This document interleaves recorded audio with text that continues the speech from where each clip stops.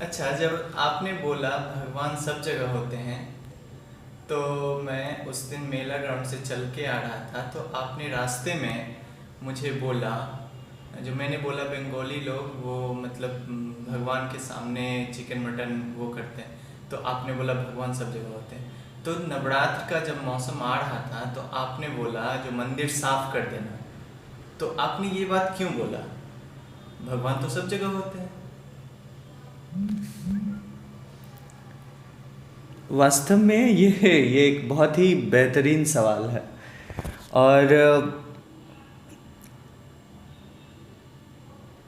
जब हम तुमको ये कहे कि भगवान हर जगह होता है, तो उसका मतलब सच में भगवान हर जगह होता है, सिर्फ हम ही नहीं कह रहे हैं।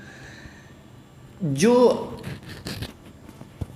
आत्मा है, जो परमात्मा है, वो हर इंसान में, हर चीज़ों में विराजमान है, हर जगह है वो।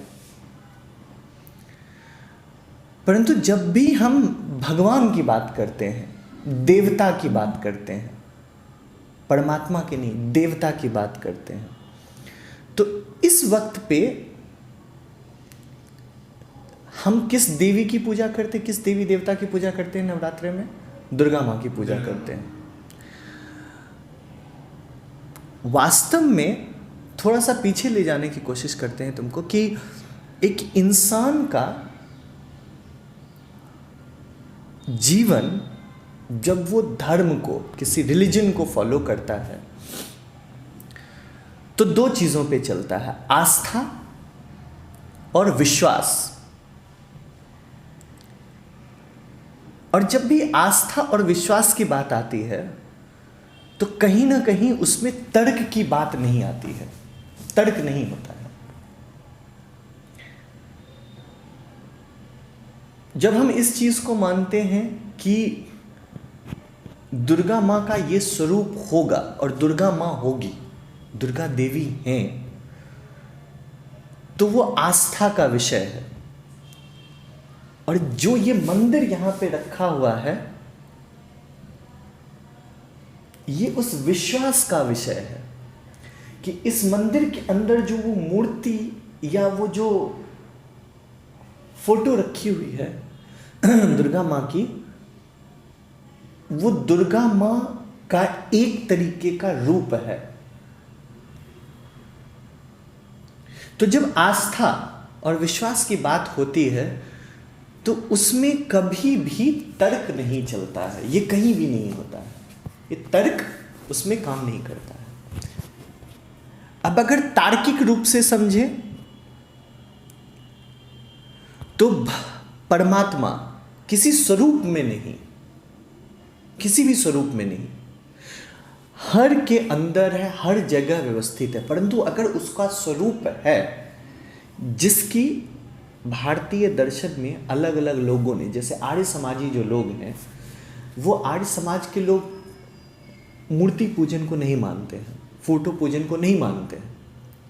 परंतु जो मानते हैं उनके लिए भी कोई गलत नहीं है, क्योंकि उस एक जगह पे, उस एक मंदिर में, मस्जिद में, या जो भी अलग अलग धर्मों के भी लोग होते हैं, वो उस जगह को अपनी प्रार्थना की जगह मानते हैं। वो उस मूर्ति को या उस प्रतिमा को विश्वास रखते हैं उसमें कि वो जो है वो उनके ईश है, उनके देवता है। कहीं ना कहीं ये भक्ति मार्ग से भी जुड़ा हुआ है। जो लोग भक्ति मार्ग को विश्वास करते हैं वो भगवान पूजन में, देवता के नाम को जपने में, उनकी माला जपने में, उन सारी चीज़ों को करने में उनको अपने ईश्वर की प्राप्ति होती है, उस परमात्मा की प्राप्ति। वो एक सब एक ही मार्ग है। परंतु अगर आप समझेंगे तो मैंने यही बोला कि यह आस्था और विश्वास का विषय है। तो इसलिए मैंने तुम्हें मंदिर साफ करने के लिए कहा, क्योंकि ये विश्वास है कि वो जो फोटो प्रतिमा रखी है, जो फोटो है, उस फोटो वो रिप्रेजेंट कर रही है, वो दुर्गा माँ की एक रूप, दुर्गा माँ का शक्ल का फोटो है, दुर्गा माँ की शक्ल की प्रतिमा है। और इसलिए वो ज़रूरी है कि जब वो किसी चीज़ को रिप्रेजेंट कर रही है, किसी चीज़ को दर्शा रही है, तो हमें उस चीज़ को, क्योंकि विश्वास है, तो उस चीज़ को साफ सुथरा और उसकी पूजा करने की आवश्यकता है। समझ गए? कोई और सवाल इसमें? इसलिए कभी भी विश्वास की जब बात होती है तो इस चीज़ को ध्यान रखने की बहुत ज़रूरत है कि लोग कहते हैं मानो तो देव नहीं तो पत्थर। तो विश्वास है, वो आस्था है। जब रामकृष्ण परमहंस से विवेकानंद मिले थे तो विवेकानंद तार्किक थे, वो हर चीज़ों को जानना चाहते थे और तर्क से, बुद्धि से उस चीज़ को पहचानना चाहते थे, सवाल करते थे। बहुत ज़रूरी है सवाल करना। हमारा पूरा उपनिषद भरा हुआ है सवालों से, पूरा ज्ञान का भंडार है सवालों से।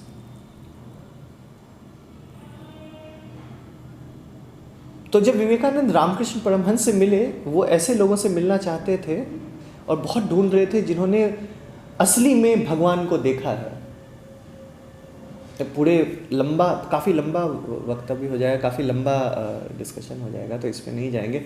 इतना बताते हैं कि रामकृष्ण परमहंस से जब मिले, उन्होंने बोला कि प्रभु आपने भगवान देखी है, आपने काली माँ को देखा है, आपने किसी देवता को देखा है? रामकृष्ण परमहंस ने कहा कि हाँ बिल्कुल देखा है। तो बोला नहीं, पर बिल्कुल देखा ये मैं कैसे विश्वास करूं? रामकृष्ण परमहंस ने उन्हें यही कहा था कि आपको मुझ पे विश्वास करना पड़ेगा कि मैंने देखा है, तभी मैं आपको दिखा सकता हूँ। अगर आपने मुझ पे विश्वास नहीं किया तो मैं दिखा नहीं सकता। तो विश्वास की भी एक ताकत होती है। कई लोग कहते हैं कि अगर आप विश्वास करो, खैर इसमें कितनी सच्चाई है इसके लिए कभी और बात कर सकते हैं, क्योंकि ये एक बहुत बड़ा डिस्कशन का टॉपिक, कि अगर विश्वास करो तो काफ़ी सारी बीमारियां शरीर से जा सकती हैं। वो विश्वास की भी एक ताकत होती है।